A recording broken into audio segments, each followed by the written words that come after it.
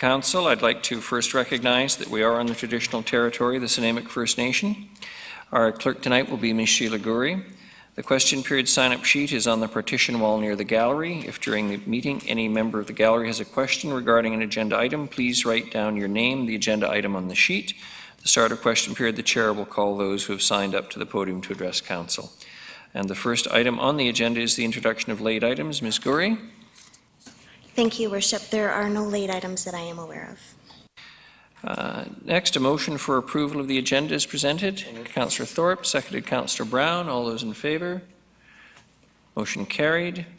Motion for adoption of the minutes is circulated. Councillor Brown, seconded Councillor Hemmens. All those in favour? Opposed? Motion carried. Thank you.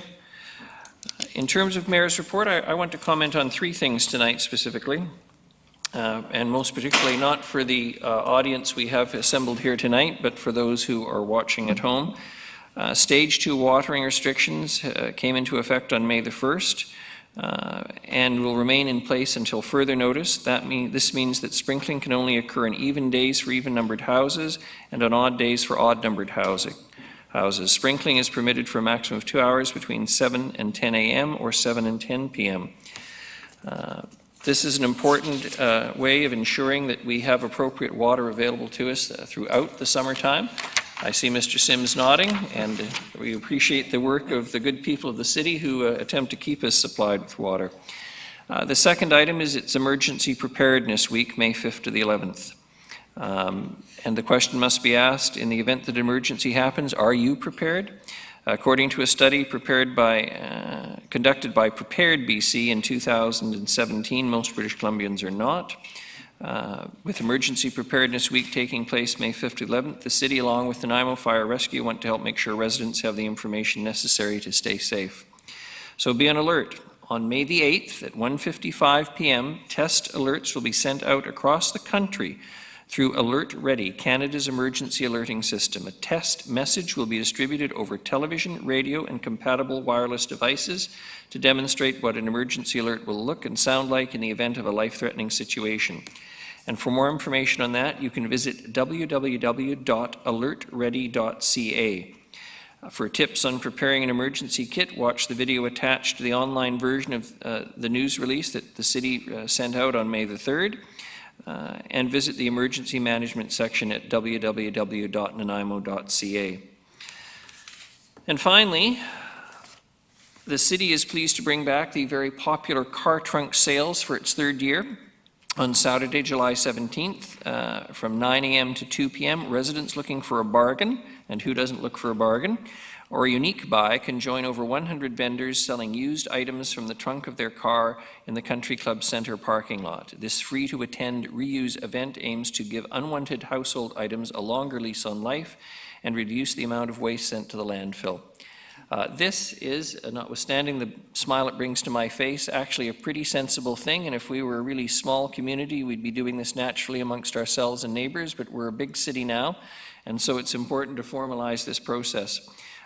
Residents interested in becoming a vendor at the trunk sale must register in advance to reserve their spot by emailing sorttossroll@nanaimo.ca. Again, sorttossroll@nanaimo.ca. That is my report for this evening. Thank you, everyone.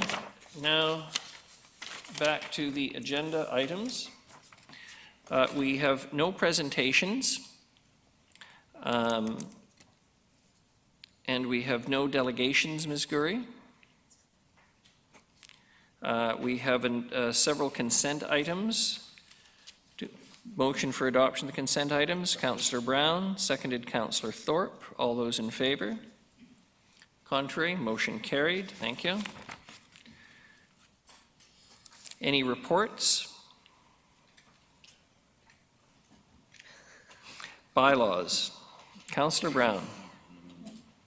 Yes, thank you, Your Worship. I would move that the Financial Plan Amendment Bylaw 2019, number 7279.01, to amend the 2019 to 2023 Financial Plan be adopted. Seconded, Councillor Thorpe. Any discussion? All those in favour? Motion carried. Councillor Brown. Yes, thank you, Your Worship. I would move that the property tax rates bylaw 2019, number 7287, to set the property tax rates for 2019 be adopted. Seconded, Councillor Thorpe. Any discussion? Councillor Bonner. Thank you, Your Worship. Delighted.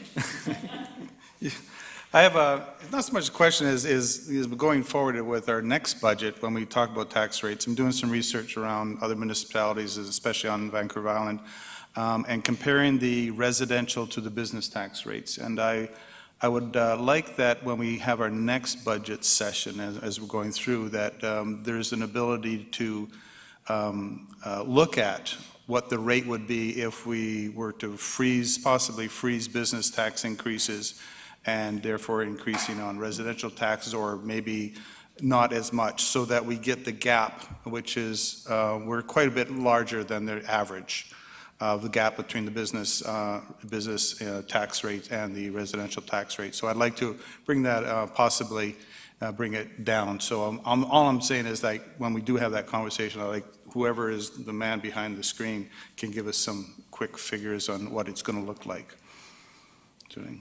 Thank you very much. Any further discussion? All those in favor? Contrary? Motion carries. We have a bylaw status sheet for information only. We have no correspondence, Ms. Gorey, correct? No notices of motion. And then we have other business. Councillor Martman. Thank you.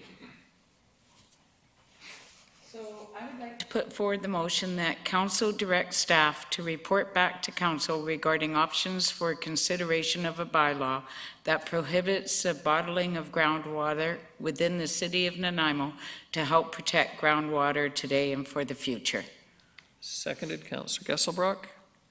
And just to speak to it briefly, it was on our March 25th regular council meeting that it was brought to our attention about Sunshine Coast Regional District and their policy around water extraction for the purpose of commercially bottled water sales. And at that time, we were looking at other municipalities to support them. And for this reason, I wanted to bring forth and know the implications, and so staff could return to us, because I definitely want to protect our groundwater any way we can. Thank you. Thank you very much. Councillor Turley. Thank you, Your Worship.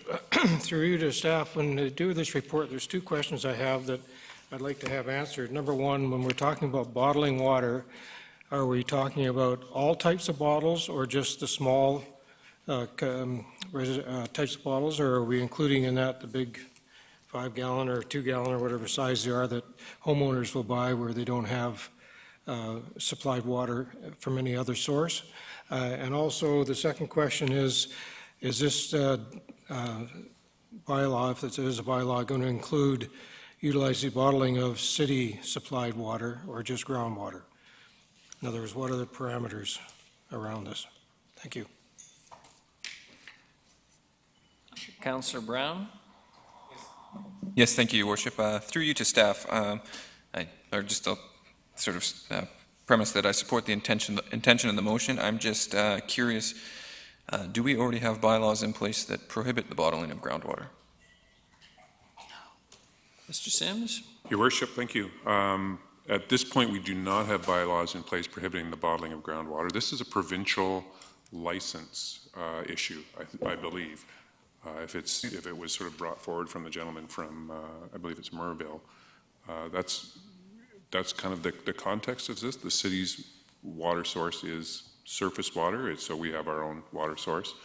To Councillor Turley's point, the question that we may need to wrestle with is businesses that bottle water, grocery stores, waterfront or storefronts that provide that.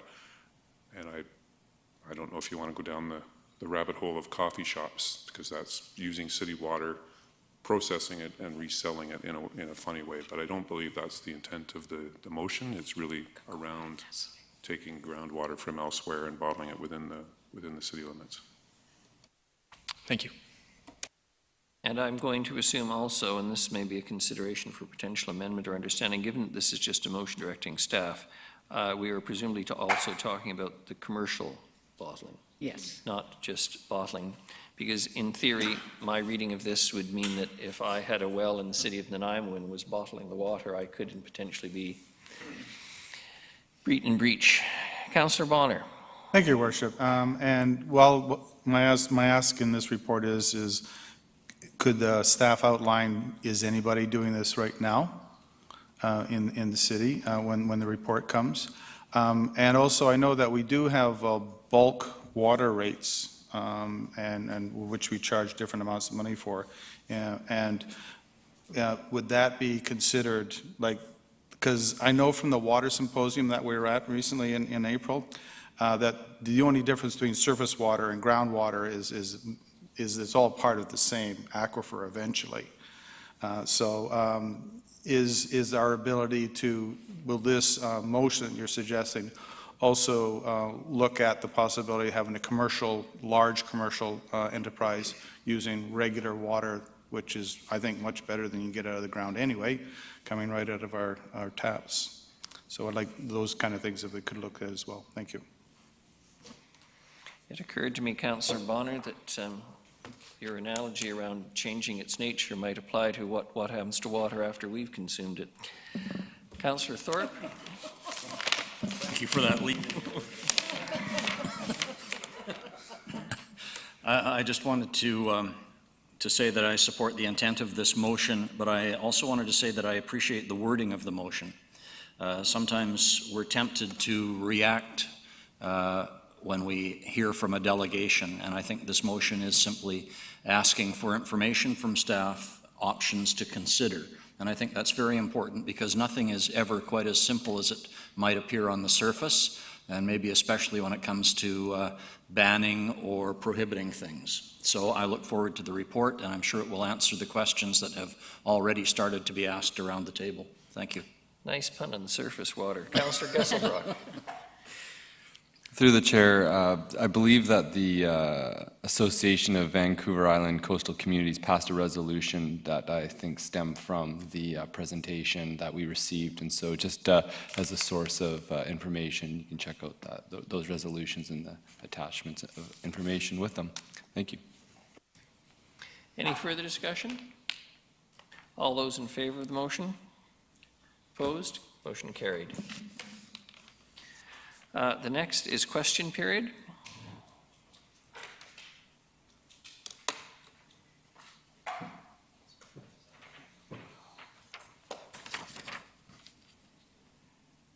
And is Mr. Squires requesting an opportunity to speak to the cemetery project by way of question period? It would require a motion from someone on council. Ms. Gurry, Mr. Squire is scheduled as a delegation. Thank you, Your Worship. Yes, through you and to all of council, Mr. Squire is scheduled to be a delegation at the May 13th special council meeting. Originally, it was a committee of the whole. If I hear no motion, then Mr. Squire is scheduled for the meeting next week. He will appear and speak at that time. Hearing no motion, the next item is a motion for adjournment. Councillor Brown, seconded Councillor Bonner. All those in favor? Opposed? Motion carried. Thank you.